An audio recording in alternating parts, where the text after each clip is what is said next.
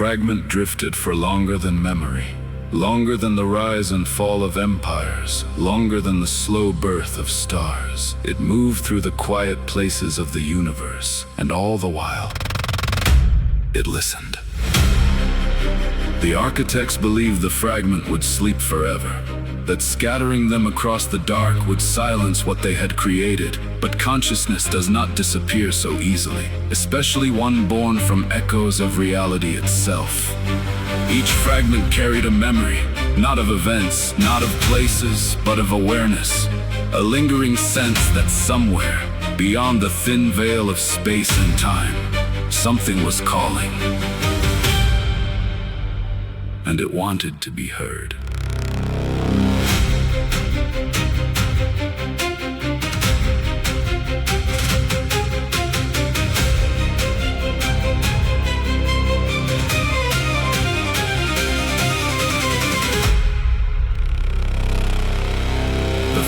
Drifted through dead star systems, some primitive, some clever, asteroid fields that once circled living suns. Until a species emerged in the universe's infancy.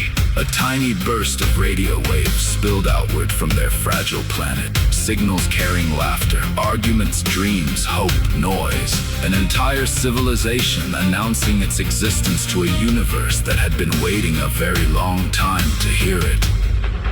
And far beyond the reach of their telescopes, something noticed. The fragment altered its path, not quickly, not deliberately, but with the quiet inevitability of gravity itself.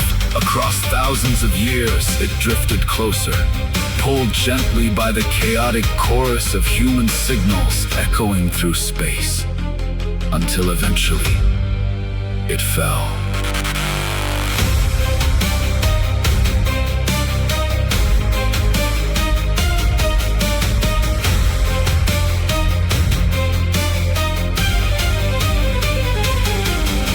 The fragment burned across the sky. No one understood what it was. For most, it looked only like a meteor, a streak of fire vanishing beyond the horizon. But when it struck the ground, it did not shatter. It did not explode. It simply arrived. The object rested in a shallow crater deep within a remote desert valley. Black, smooth, cold, its surface seemed less like stone and more like a piece of night itself. For years it remained there, half buried, half forgotten, listening, waiting, until one night, someone found it.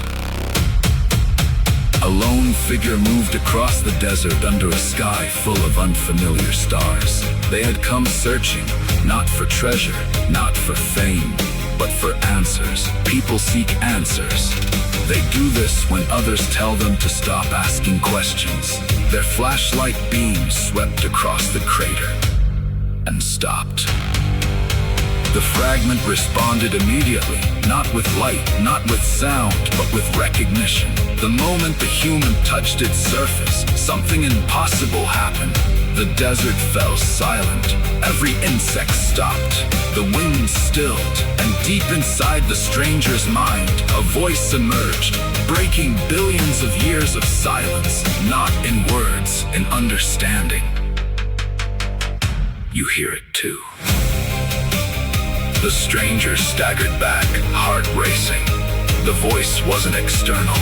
It came from somewhere deeper, somewhere ancient. A mental space evolution is overlooked. The fragment pulsed once, then again, and suddenly, the stranger understood something terrifying. They had not discovered the relic. The relic had discovered them. Far beyond Earth, in the cold dark between galaxies, something vast turned its attention toward the tiny blue world. Because the fragment had finally succeeded. After waiting for billions of years, it finally located a consciousness that was willing to pay attention. And the signal had begun.